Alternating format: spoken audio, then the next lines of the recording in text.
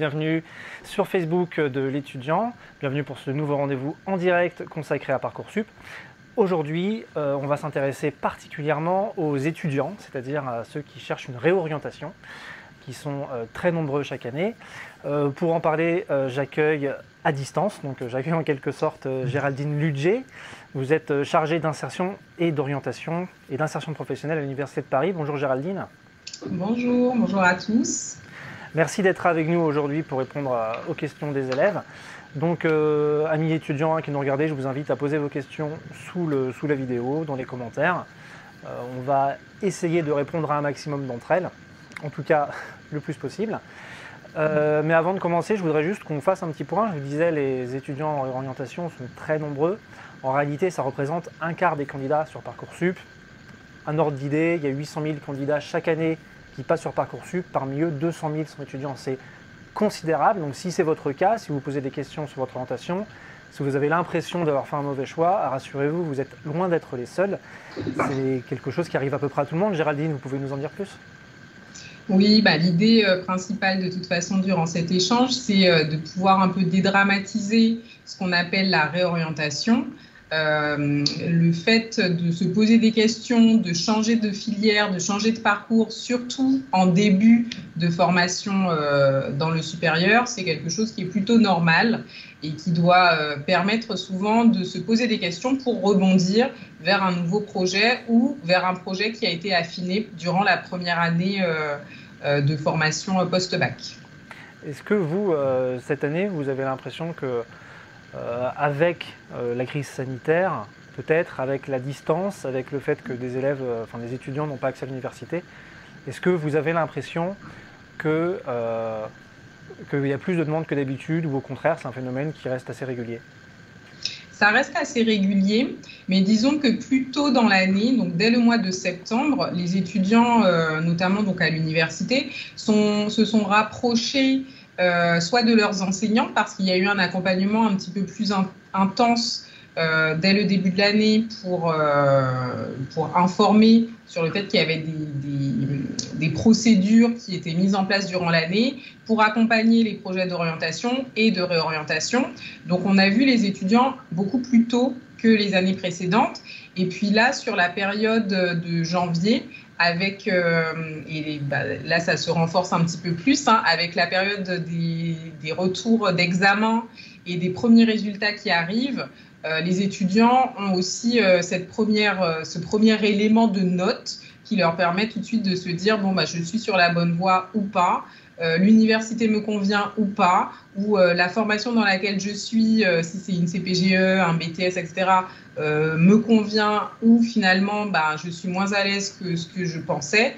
Et donc à partir de là, notamment renforcé par le lancement de Parcoursup depuis le 20 janvier, on voit les étudiants qui reviennent assez en masse sur ces questions de réorientation, avec comme première question vraiment de est-ce que je continue ou pas ? C'est pas forcément j'ai déjà un projet et je vais candidater ailleurs, c'est avant tout est-ce que je continue dans cette voie-là ou pas ? Alors on a une première question qui va permettre de bien introduire justement l'utilisation de Parcoursup dans ces cas-là. C'est Jessie qui nous demande, Jessie fait un BTS MCO et l'année prochaine aimerait faire une licence professionnelle. Est-ce que Jessie peut postuler sur Parcoursup ? Non, Jessie ne pourra pas postuler. La réorientation, donc je vais peut-être la redéfinir un petit peu plus finement, c'est vraiment un changement de parcours. C'est-à-dire qu'on est engagé dans une formation et puis on se rend compte que ce n'est pas ce qu'on veut faire, donc on change de formation, mais souvent c'est à un même niveau. C'est-à-dire que je suis inscrite en BTS première année, je me rends compte que ce n'est pas ce qui me convient et que je préférerais retourner vers une licence première année. Donc là, c'est une réorientation, on est sur un même niveau de formation et je change de parcours, je change de formation en termes de diplôme, en termes de filière, en termes d'établissement. Ce que nous propose la situation de Jessie, c'est plutôt une poursuite d'études, donc ce qui est tout à fait normal et même cohérent de se dire après le BTS, finalement, j'ai acquis, je vais avoir mon diplôme dans un premier temps, mais j'ai acquis aussi un certain nombre de compétences d'un niveau Bac+2. Et là, je sens que j'ai besoin de les renforcer à un niveau supérieur, donc Bac+3. Et ce que je vais retrouver, c'est plutôt des licences professionnelles. Donc, c'est de la poursuite de parcours et du renforcement en fait, du projet professionnel. Donc on peut résumer ainsi, Parcoursup, c'est pour un accès post-bac, c'est-à-dire en première année uniquement. Tout à fait, oui. Et comment vont faire les élèves? Vous avez parlé de changer d'établissement. Si un élève, un étudiant veut intégrer une formation de première année dans le même établissement, est-ce qu'il doit aussi passer par Parcoursup ou est-ce que se rendre au secrétariat ou s'adresser au secrétariat serait suffisant? Alors, principalement, la première chose à faire, c'est si on se dit j'ai repéré une formation au sein déjà de mon établissement, c'est de pouvoir contacter le responsable de la formation pour prendre contact avec lui et avoir les informations principales sur comment candidater, est-ce que mon profil correspond.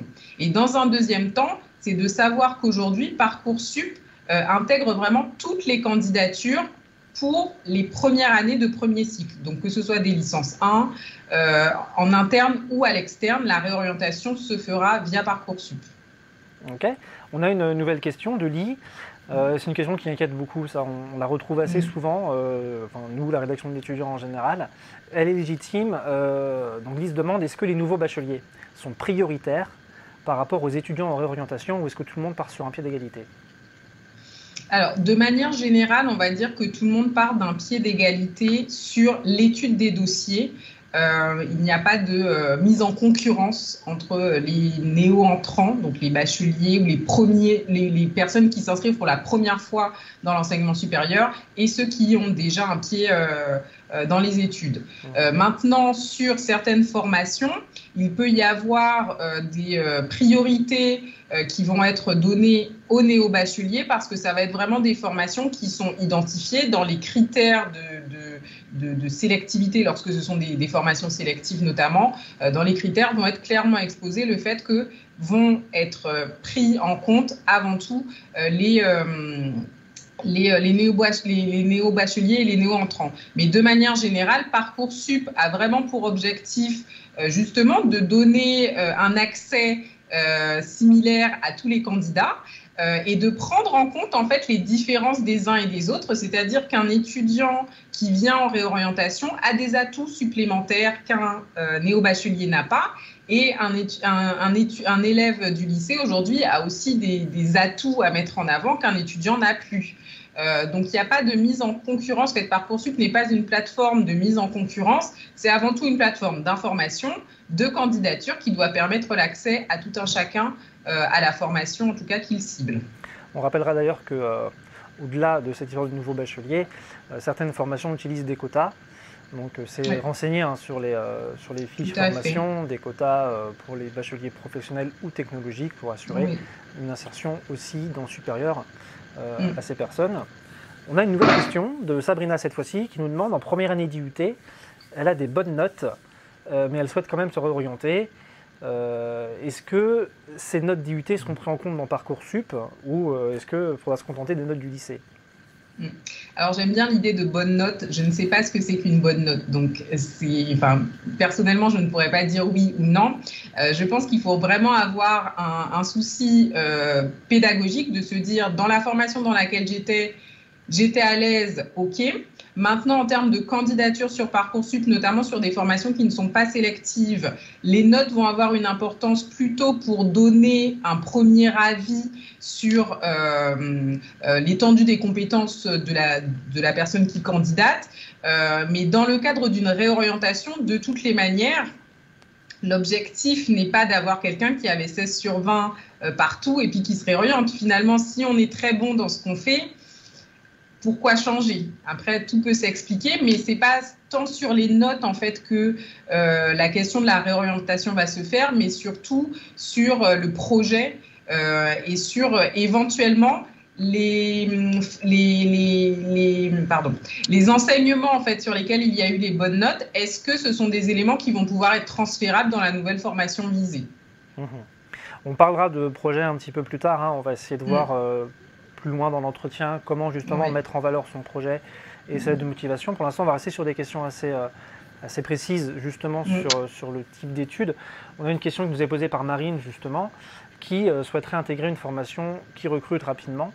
Est-ce qu'on peut justement utiliser, alors elle a avancé dans ses études puisqu'elle a une licence de lettres, Donc comment on fait maintenant pour reprendre et puis faire une formation qui soit plus professionnalisante et plus courte? Alors, ce ne sera pas forcément sur Parcoursup, parce que quand on a déjà un Bac+3 validé, on peut trouver des formations plus professionnalisantes, soit auprès de centres de formation, soit...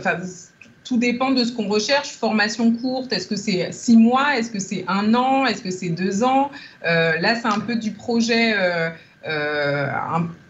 à mieux définir, à mieux affiner. Et je renverrai toujours pour ce type de questions qui fait vraiment référence à un conseil personnalisé, à des services dédiés. Ça peut être des services universitaires d'orientation. Si c'est quelqu'un qui a fait sa licence, même si elle l'a fini depuis 1 an, elle peut toujours prendre contact avec son service universitaire d'orientation. Mais ça peut être dans un centre d'information et d'orientation, dans une mission locale, dans une cité des métiers qui est à proximité. Il y a tout un tas de services d'orientation sur chaque territoire en fait qui peuvent aider et accompagner justement à donner déjà un premier périmètre de ce qui va être considéré comme formation professionnalisante avant d'aller un peu plus loin et de parler des candidatures, où je candidate et quand est-ce que je candidate. Donc se renseigner sur les formations auprès de conseillers qui sont professionnels de la question, qui ont tous ces éléments, et aussi sur Parcoursup.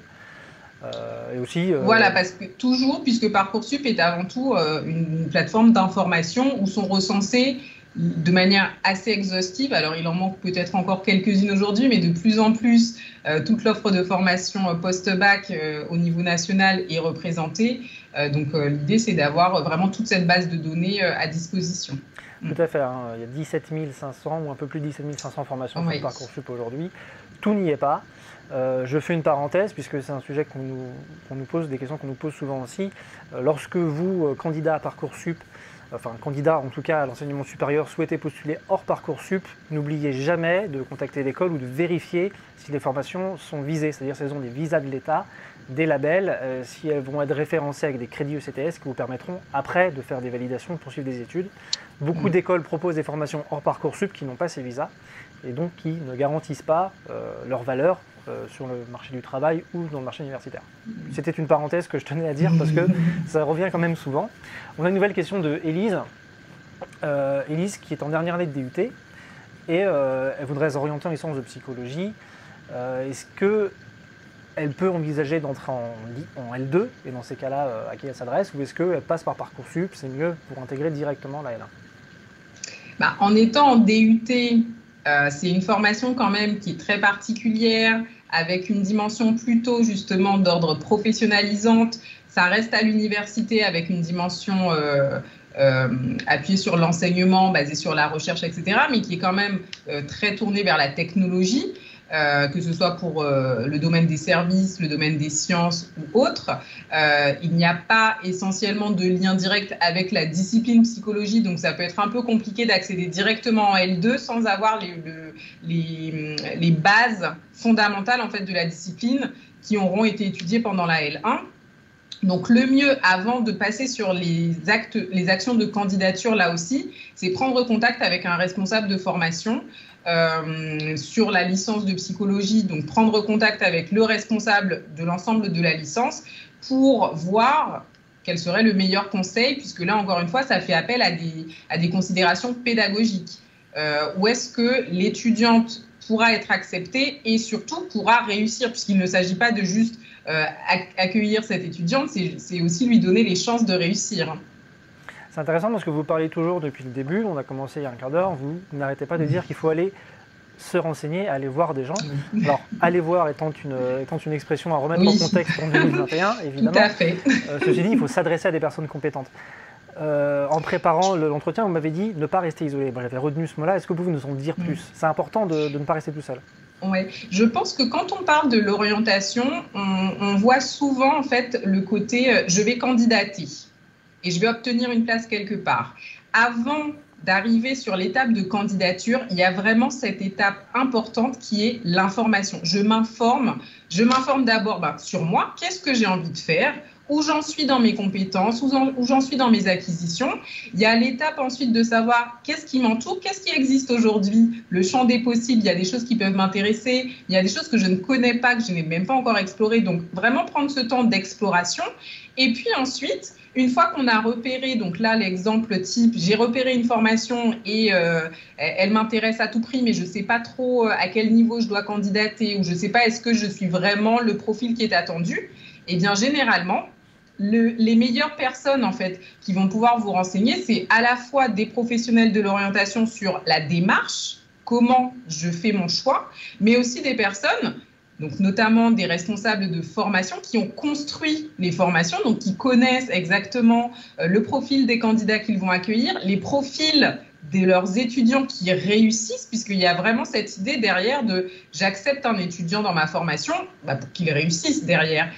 Donc tout ça, c'est un travail souvent qui prend du temps, mais c'est un temps qui est nécessaire pour justement aller vers la formation en fait, qui va le plus correspondre à ce qu'on recherche, à ce qu'on attend. Donc ce temps d'information, effectivement, est très important et parfois négligé, même souvent négligé. Et là encore, en fait, dans le cadre de la réorientation, je pense que des outils comme Parcoursup, l'étudiant qui fait pas mal de dossiers sur des thématiques, des formations, etc., les sites des établissements qui proposent des formations sont assez complets pour avoir une information en fait, qui est synthétisée et qui permet rapidement en fait, d'avoir les réponses à ces premières questions.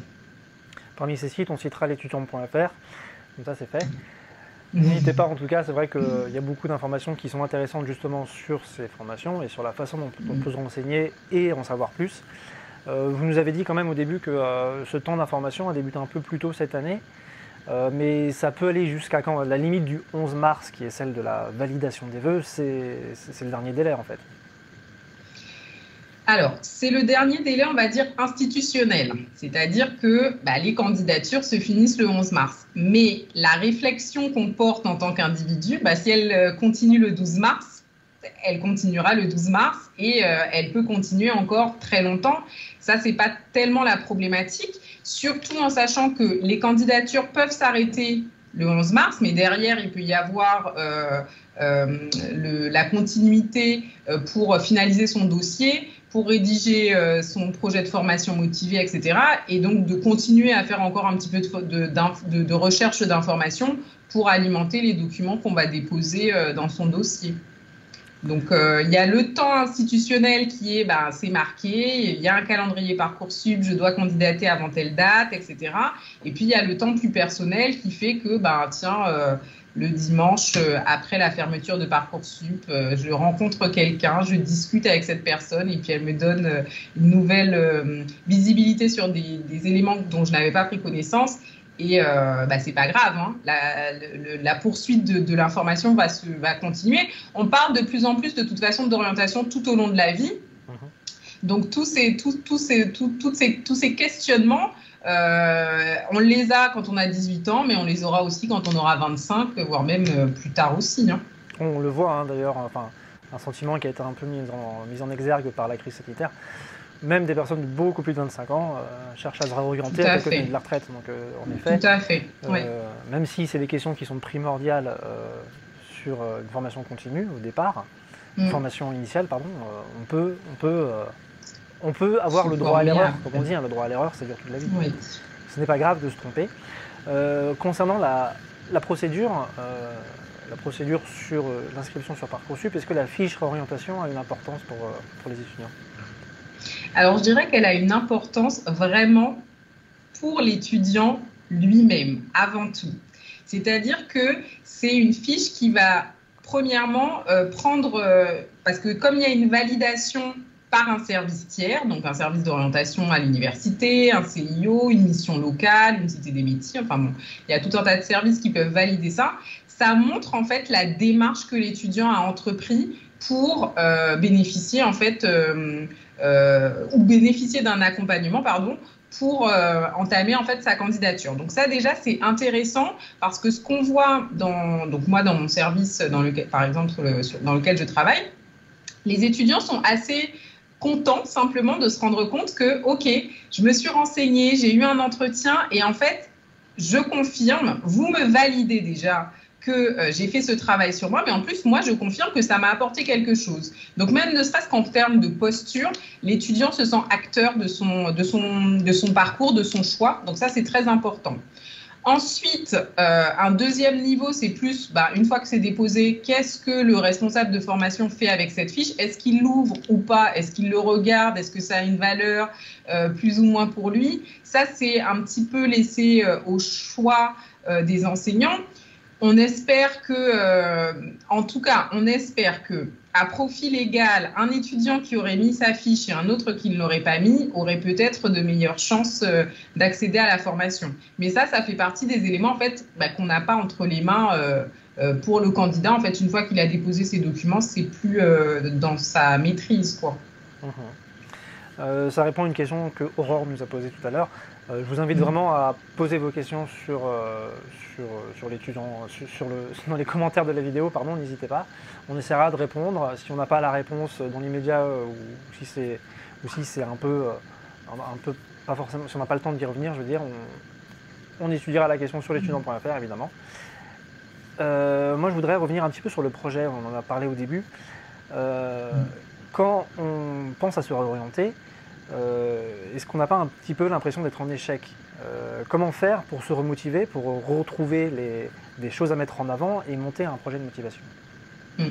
Donc déjà, la première chose à savoir, et c'est vrai que c'est aussi complexifié actuellement par rapport à la situation sanitaire dans laquelle on se trouve maintenant, ça va faire quasiment 1 an. La notion de projet, ça implique de pouvoir voir un petit peu sur du moyen terme au moins. Donc de se projeter, de regarder un peu plus loin que ce que je fais aujourd'hui ou qu'est-ce que je fais demain ou qu'est-ce que je vais faire à la rentrée simplement de septembre 2020. Et ça peut venir porter un petit peu en difficulté certains étudiants actuellement qui sont fragilisés par simplement la distance qui est imposée pour les cours, même si on retrouve les étudiants depuis quelques semaines maintenant sur les campus. Mais c'est important néanmoins d'arriver à trouver, même sur du moyen terme, cette notion de projet pour se dire j'ai un peu un rêve, j'ai un objectif qui est idéal. Je ne sais pas s'il va se réaliser ou pas, mais j'ai un objectif qui est idéal. Et quels sont les moyens que je peux mettre en œuvre dès maintenant pour pouvoir y arriver? Et l'idée, c'est qu'au fur et à mesure, probablement que ce projet idéal va bouger, ça va changer au gré des rencontres, au gré des lectures, des informations qu'on va récolter. Mais déjà, en fait, ça, c'est ce qui va montrer en fait un objectif, c'est ce qui va démontrer un peu les motivations qu'on va s'imposer soi-même pour se dire, OK, j'ai cet objectif-là et comme il faut que j'y arrive, je pose mes jalons et puis j'y vais. Donc, cette notion de projet est intéressante et elle est très personnelle et individuelle.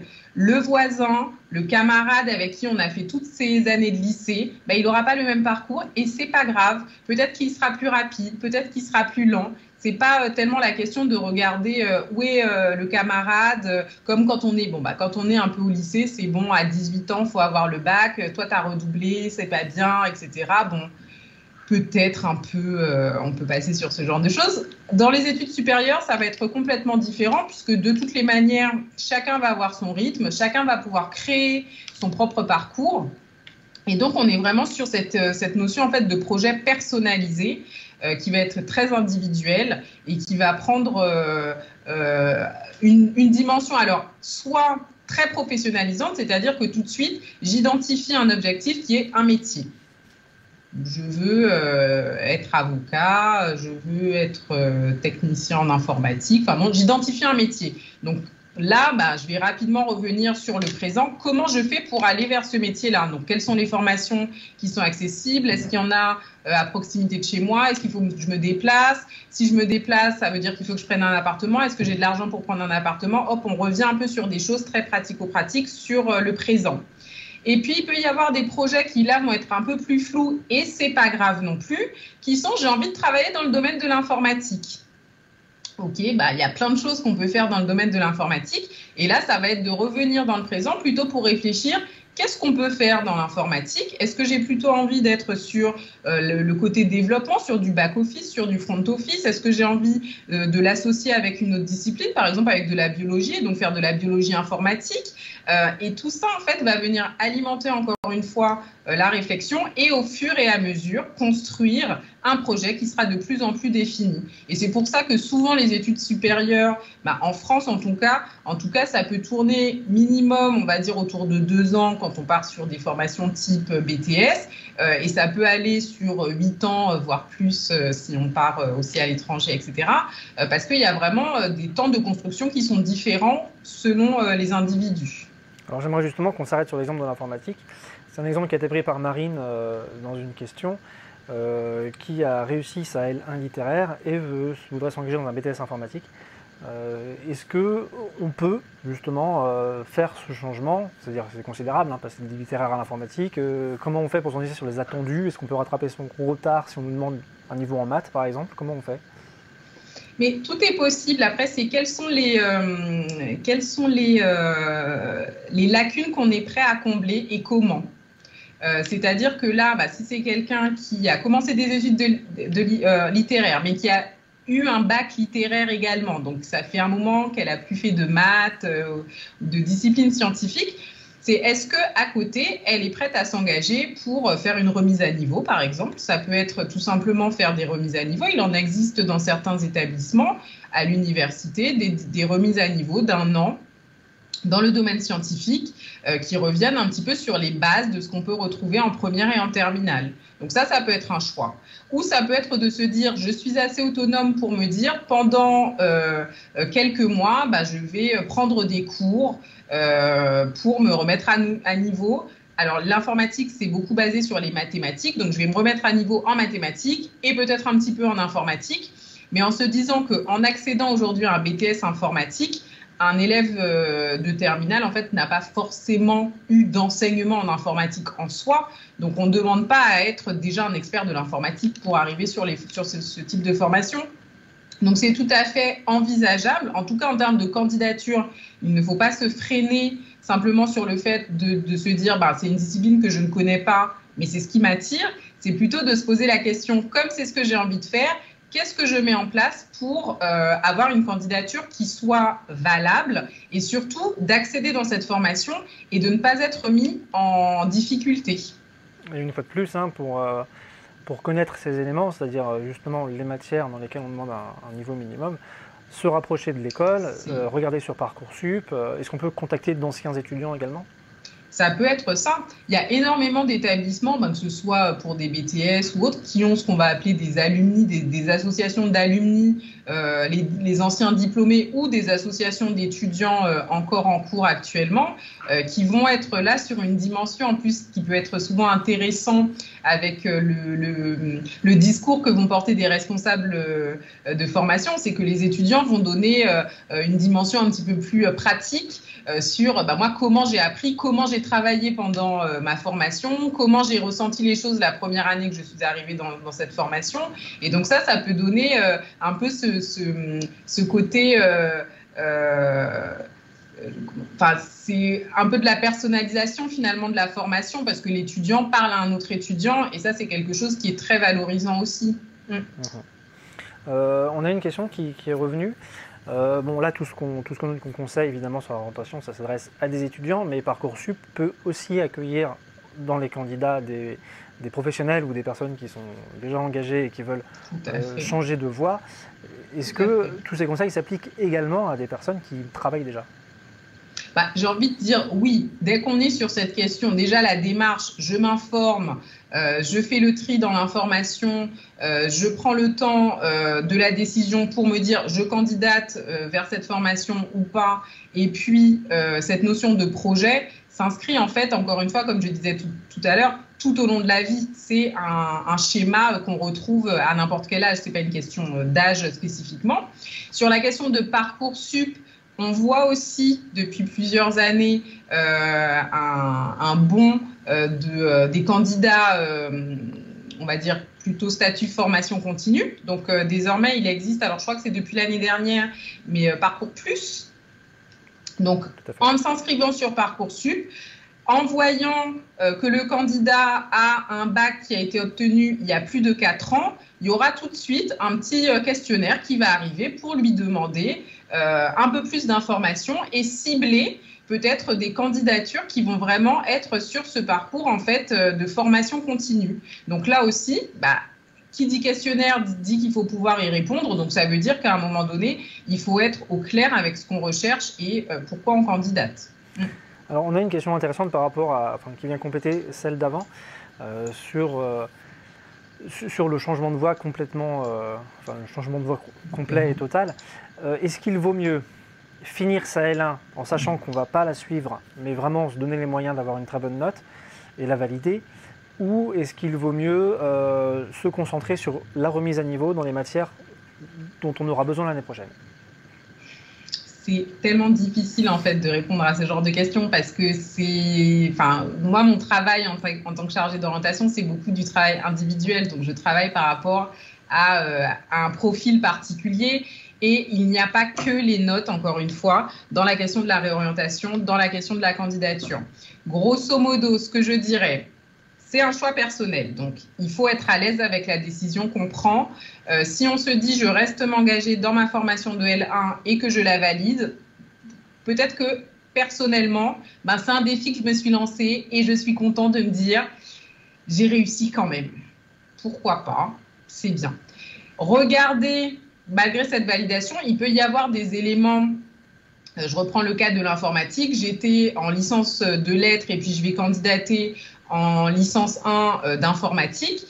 Peut-être qu'il va y avoir des cours un peu plus transverses comme l'anglais, comme le C2I, donc le certificat Internet et informatique, que je vais valider cette année. Ça, en fait, c'est des choses que je n'aurai pas à revalider, même en revenant sur une autre L1, puisque c'est validé à vie. Donc ça peut être intéressant si c'est un défi, si c'est l'objectif que je me suis fixé. Après, l'idée de ne pas valider la L1 n'aura pas d'impact en fait sur la candidature à la réorientation. On n'oublie pas que Parcoursup se termine le 12 mars, donc le 11 mars, pardon. Donc les candidatures ne vont pas prendre en compte en fait la validation ou pas de la L1. Ce qu'elles vont prendre en compte, c'est les notes du premier semestre. Donc ça, c'est une première chose. Ça donne une idée. Mais surtout, en fait, ce qui sera intéressant, c'est d'être au clair sur pourquoi je candidate dans cette formation, vérifier que ce que je vais pouvoir apporter, même si c'est après le mois de mars. Donc effectivement, si j'ai déjà repéré une remise à niveau, mais c'est pas forcément quelque chose qui va être certifiant. Ça peut être, j'ai mon voisin qui donne des cours de mathématiques, il n'y a rien qui va le justifier, mais je peux déjà annoncer dans mon dossier de candidature de Parcoursup que j'ai entrepris un certain nombre de choses, des lectures spécifiques, que je vais prendre des cours qui vont reprendre tel et tel cours, tel et tel enseignement.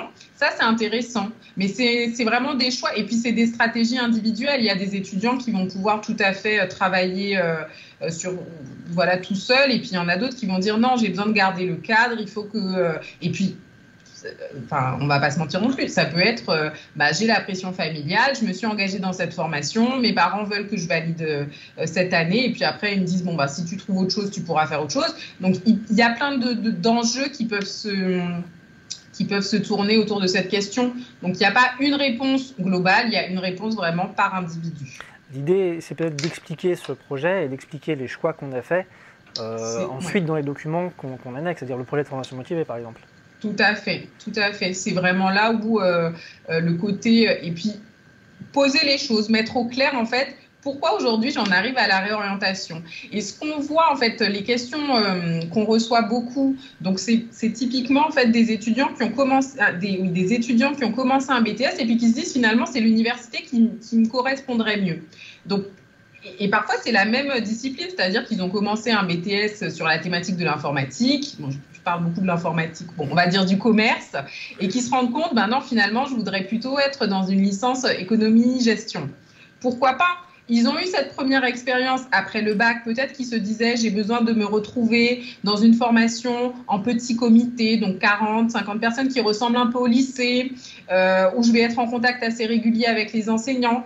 Et puis, les premiers mois sont passés et ils se rendent compte c'est bien, mais en fait, c'est pas ce que je recherche.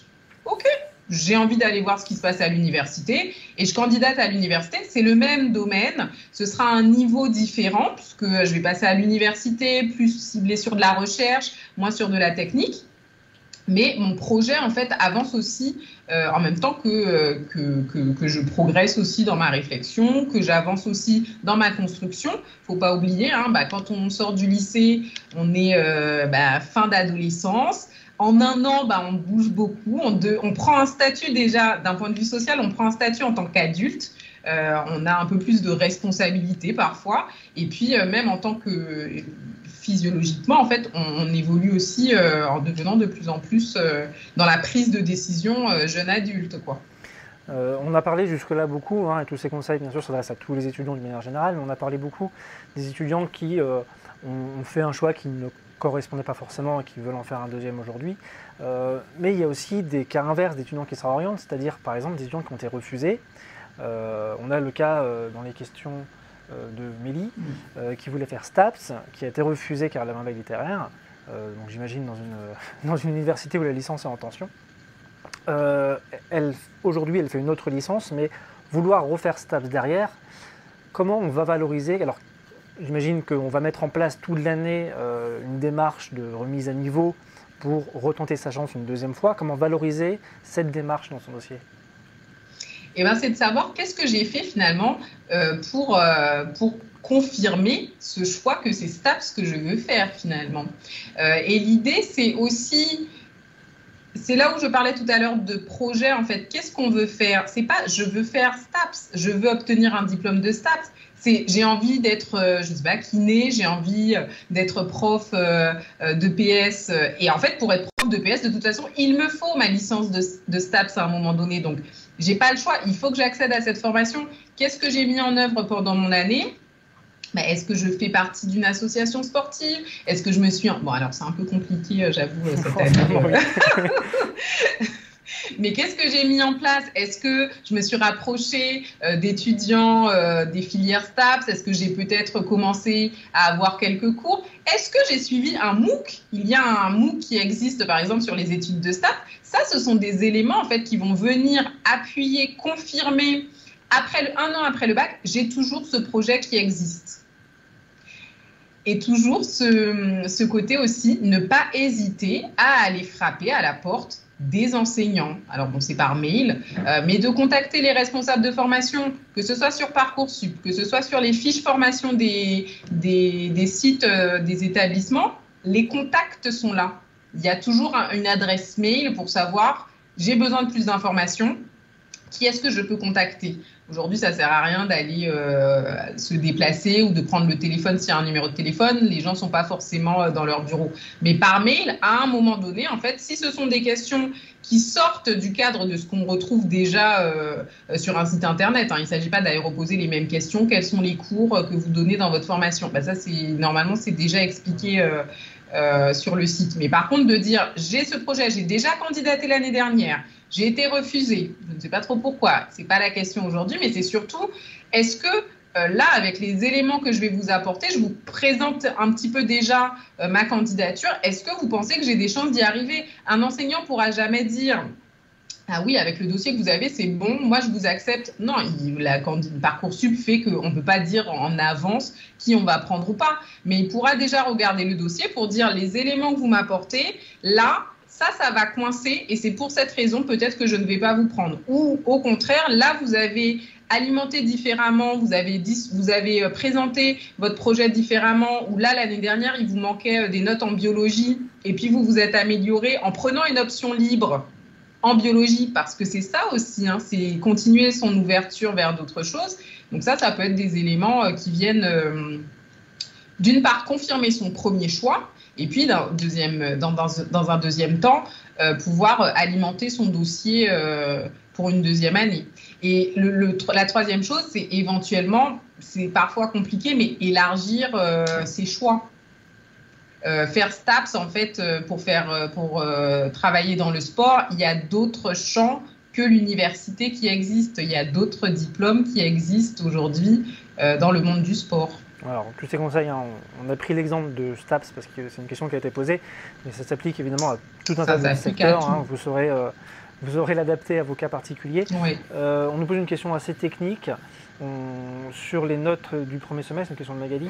Est-ce qu'elles sont automatiquement entrées en Parcoursup ou est-ce qu'il faut le faire soi-même ou demander à l'université de s'en charger?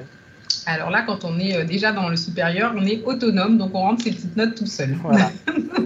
On récupère son dossier. Ouais. On va arriver très vite à la fin de ce live et il y a une population d'étudiants qui sont très concernés par la réorientation dont on n'a pas beaucoup parlé. J'aimerais juste qu'on ait un mot à propos des étudiants en santé. Avec la réforme PASS et LAS, comment ça se passe pour eux, surtout ceux qui sont en PASS en fait? Comment ça va se passer pour ceux qui préparent médecine? Alors c'est vrai que ça reste quand même, en termes d'information, les choses sont de plus en plus en train de se clarifier, mais c'est toujours de la construction en même temps que l'année progresse. L'idée et la première chose, c'est les études. En fait, il y a déjà eu les premiers résultats donc, du premier semestre pour beaucoup. C'est déjà de prendre conscience de son niveau, de voir un petit peu où on en est en termes de classement, de se poser toujours cette question, est-ce que je candidate par sécurité sur Parcoursup pour m'assurer d'avoir quelque chose si jamais je n'accède pas en deuxième année. Ensuite, il y a la question aussi de la réorientation, mais finalement pour des étudiants de PASS qui seraient ce qu'on va appeler reçus-collés, donc ils ont 10 de moyenne, mais ils vont pouvoir bénéficier d'un accès sur une LAS deuxième année, souvent au sein de leur propre établissement. Et là, en fait, ce sera des procédures internes à chaque établissement. Mais la question de la réorientation pour les étudiants qui vont vraiment être en dehors de ce champ, donc ils vont être vraiment collés-collés, ils n'auront ni validé ni un accès en deuxième année, ni validé leur année de PASS. La question qui se pose, c'est toujours de se dire qu'est-ce que je veux faire finalement après, puisque l'accès en LAS n'est pas automatique. Donc, je refais une candidature. Est-ce que je me donne un peu le temps pendant un an, de faire finalement une formation qui va peut-être se rapprocher des études de santé, mais peut-être pas. Il y en a beaucoup en fait qui s'éloignent un petit peu de ça, puisque l'idée aussi de la réforme, c'est d'avoir des parcours qui vont être différents dans le secteur de la santé. Donc, peut-être qu'un étudiant qui va aller faire du droit, qui va aller faire peu importe sa formation, mais souvent au sein de l'université, va pouvoir retenter sa deuxième chance plutôt à partir de la L2, c'est-à-dire qu'il prend aussi le temps de construire une base solide de sa formation post-bac après le PASS en fait, et de postuler sur une deuxième année plutôt, de retenter sa deuxième chance plutôt en deuxième année à partir de la L2. Merci. Donc on va vraiment arriver à la fin. Je vais avoir une dernière question puisqu'il n'y en a plus parmi nos spectateurs. On a identifié la réorientation comme étant, c'est vous qui me l'avez dit avant, un plan A, un deuxième plan A et non pas un plan B. La réorientation, c'est vraiment repartir de zéro sur un projet construit et légitime, quoi qu'on en dise. On a parlé de tous les conseils de réorientation, mais qu'est-ce qu'il faut regarder au-delà? Est-ce qu'il y a d'autres aspects, au-delà juste de ce que j'ai envie de faire, qu'il faut prendre en compte? Oui, je pense qu'au-delà de il faut prendre en compte la réalité aussi. C'est-à-dire que première question à se poser par rapport à soi, c'est OK, qu'est-ce que j'ai envie de faire? Mais qu'est-ce que je suis capable de faire? C'est aussi une deuxième question, parce qu'il y a beaucoup de choses parfois qu'on se dit, bah oui, mais comme je serai motivée, je vais réussir, je vais y arriver. Peut-être, mais il y a vraiment cette question de la capacité qui parfois en fait va nous ralentir et on se dit je tente, je retente encore, etc. mais je n'y arrive pas. Et c'est pas et ça va être de trouver en fait toujours avec cette notion de projet. Et quand je donnais l'exemple de je veux travailler dans le monde de l'informatique, je veux travailler dans le monde de la santé, sans se focaliser sur un métier, mais plutôt en étant sur un domaine, de se rendre compte qu'il y a plusieurs activités qui vont être possibles et à partir de là il y a plusieurs voies de formations qui vont exister.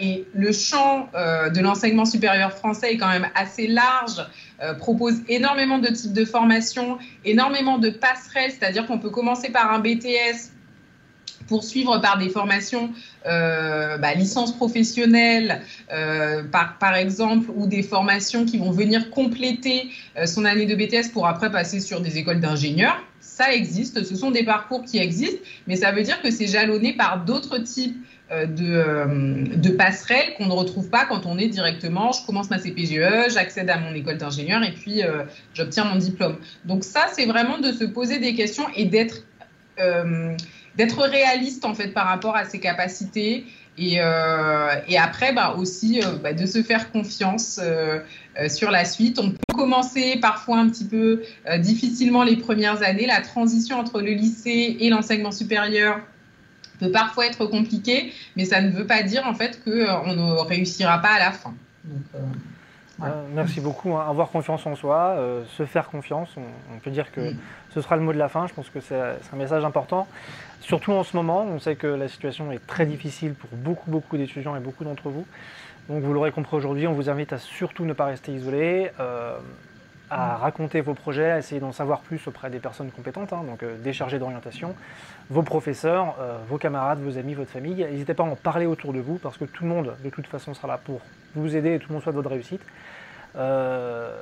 Nous, on va mettre un terme à ce live. On vous donne rendez-vous début avril, le 2 avril, pour un prochain live qui sera consacré à la finalisation des dossiers sur Parcoursup, puisque vous aurez plus quelques jours à ce moment-là pour écrire vos lettres de motivation. En attendant, retrouvez toutes les informations que vous cherchez sur l'étudiant.fr, comme d'habitude, et on essaiera aussi de répondre aux questions auxquelles on n'a pas pu répondre aujourd'hui. Je vous dis à tous une très bonne fin de journée et un très bon week-end. Merci beaucoup. Et merci Géraldine Ludger d'avoir été avec nous. Merci beaucoup. Au revoir. Au revoir.